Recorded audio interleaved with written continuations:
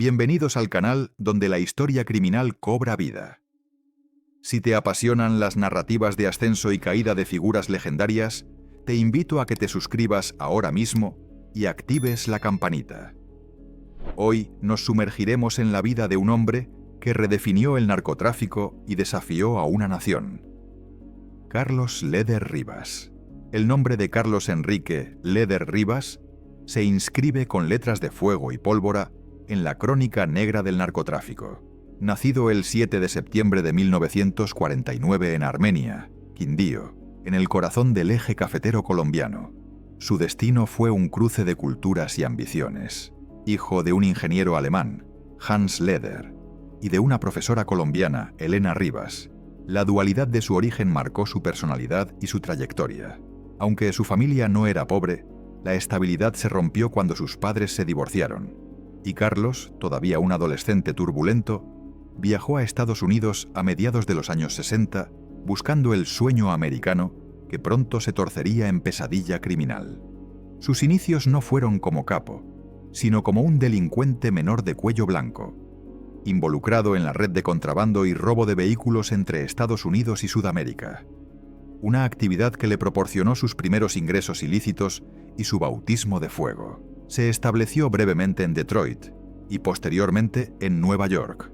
Fue en este submundo donde adquirió la astucia de la calle y una visión pragmática del delito. El punto de inflexión, el verdadero crisol de su carrera criminal, fue la cárcel federal de Danbury, Connecticut. A principios de los años 70, tras ser capturado por el robo y venta de autos de lujo, Leder purgó una condena. Fue allí donde conoció a George Jung, alias Boston George, un traficante de marihuana con contactos y experiencia logística.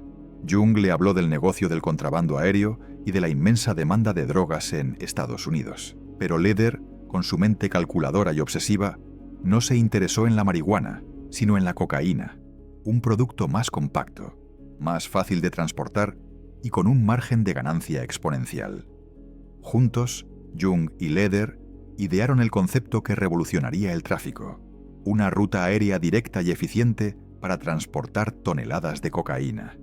Esta concepción lo convirtió en el Henry Ford de la cocaína, por su visión de aplicar la producción y el transporte en masa al comercio ilegal. Tras su deportación a Colombia, Leder puso en marcha su plan con una velocidad pasmosa. Su desarrollo como narcotraficante fue imparable. Se alió con Pablo Escobar Gaviria y los hermanos Ochoa, fundando el temido Cartel de Medellín. Leder aportó el músculo logístico y la audacia. El hito que lo catapultó a la leyenda fue la adquisición y control de Cayo Norman, Norman's Cay, una isla paradisíaca y deshabitada en las Bahamas, estratégicamente situada a solo 340 kilómetros de la costa de Florida. Leder transformó la isla en una base de operaciones aérea y marítima de última generación. Instaló una pista de aterrizaje de casi 1 kilómetro, hangares, sistemas de vigilancia, equipos de comunicación y una flotilla de aeronaves ligeras, Cessna y Piper, con tanques de combustible modificados para el largo recorrido. Desde allí, la cocaína volaba a diario a Estados Unidos, a menudo a baja altura para evadir el radar. Leder se había convertido en un empresario del crimen a escala global, amasando una fortuna incalculable, estimada en miles de millones de dólares, y viviendo con una ostentación sin límites en Cayo Norman, su reino personal, donde se celebraban orgías y fiestas con música, alcohol y prostitutas, y donde su palabra era ley, mantenida a raya con sobornos a funcionarios bahameños y la violencia de su aparato de seguridad. Su inmensa riqueza se manifestó en su natal Quindío, donde se convirtió en una especie de Robin Hood perverso. Compró extensas haciendas como la famosa Pisamal, donde celebraba fiestas extravagantes. En Armenia la gente lo idolatraba, regalaba dinero, construía canchas deportivas y empleaba a cientos de jóvenes de clase popular, contratando incluso a mariachis y orquestas para sus celebraciones. Esta dualidad de generosidad local y criminalidad global se sumó a su creciente egolatría e ideología. Leder no quería ser solo un narcotraficante. Aspiraba a ser un libertador político. Su padre, un supuesto exespía nazi, había infundido en Carlos un profundo nacionalismo antiamericano, que él mezcló con su admiración por John Lennon y su rechazo visceral a la influencia de Estados Unidos en América Latina. En 1982 fundó el Movimiento Latino Nacional, MLN, con la bandera de la soberanía nacional y la oposición radical a la extradición de colombianos a Estados Unidos. Su periódico, Quindío Libre, se convirtió en una tribuna para sus discursos incendiarios, donde culpaba a Estados Unidos de la pobreza de Colombia y proclamaba que la cocaína era una herramienta para desestabilizar a la potencia del norte. Leder se convirtió en el rostro más visible de la guerra contra la extradición, antes incluso que Escobar, asumiendo una beligerancia que fue mal vista por algunos de sus socios, quienes preferían la discreción de la ilegalidad. Su retórica política, a pesar de sus contradicciones, atacaba al imperialismo mientras hacía su fortuna vendiendo droga al imperio, resonó en una parte de la población y lo hizo, a ojos del gobierno estadounidense, el enemigo público número uno.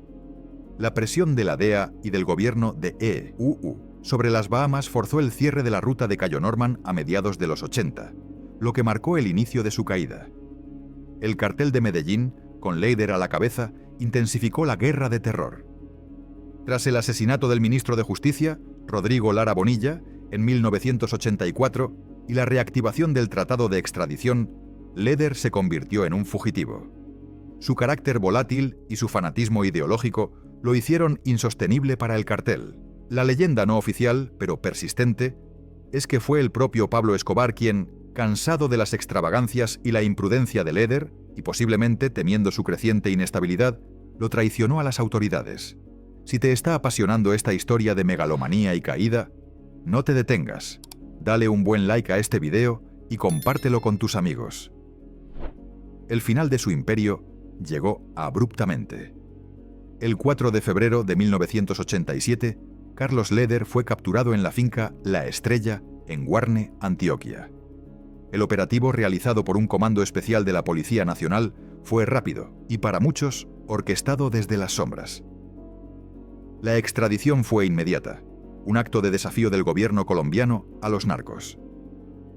Leder fue subido a un avión en un procedimiento de emergencia, convirtiéndose en el primer gran capo del cartel de Medellín en ser extraditado a Estados Unidos, un momento que él mismo describiría como el más triste de su vida, al sentir que abandonaba su tierra natal para siempre. En Estados Unidos, Leder fue juzgado en Jacksonville, Florida, en lo que fue considerado el juicio más grande contra un narcotraficante extranjero hasta ese momento. Fue declarado culpable de conspiración, tráfico de cocaína y lavado de dinero. El veredicto fue demoledor. Cadena perpetua más 135 años de prisión. Su confinamiento fue brutal, pasando largos periodos en el aislamiento más estricto en prisiones de alta seguridad, donde, según sus propias palabras, la soledad y la incomunicación eran una tortura. Sin embargo, en prisión, Leder tejió un nuevo plan para su supervivencia. A principios de la década de 1990, negoció con el gobierno estadounidense, ofreciéndose como testigo clave en el juicio contra el exdictador panameño Manuel Antonio Noriega, acusado de narcotráfico. Su testimonio fue vital para la condena de Noriega.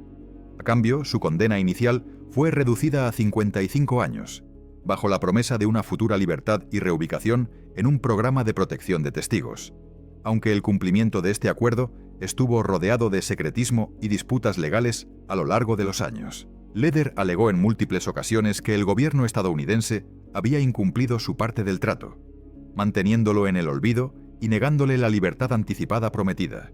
Tras pasar más de 33 años en cárceles federales de alta seguridad, el ex jefe del cartel de Medellín, debilitado y enfermo, finalmente recobró su libertad el 16 de junio de 2020. No fue liberado en Colombia ni en Estados Unidos. Fue deportado a Alemania, el país de su padre, donde ostenta la ciudadanía y no tenía cuentas pendientes con la justicia.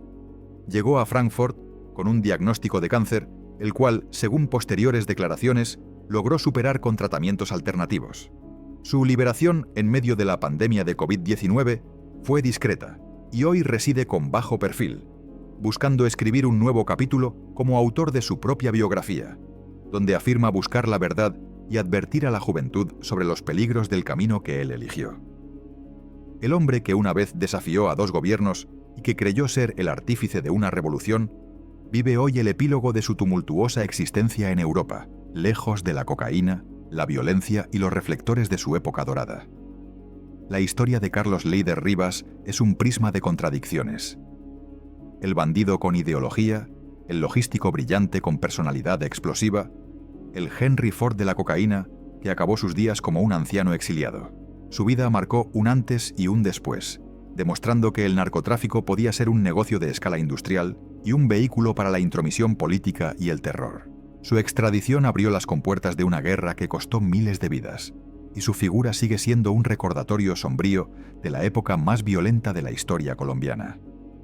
Desde su juventud robando carros hasta su vejez escribiendo memorias, Leder es, indiscutiblemente, una pieza clave para entender el ascenso y caída de los grandes carteles. Esperamos que hayas disfrutado este vistazo a la vida de Carlos Leder.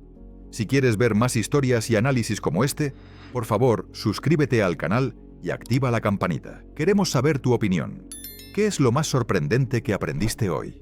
Déjanos tu comentario. Nos vemos en el próximo video.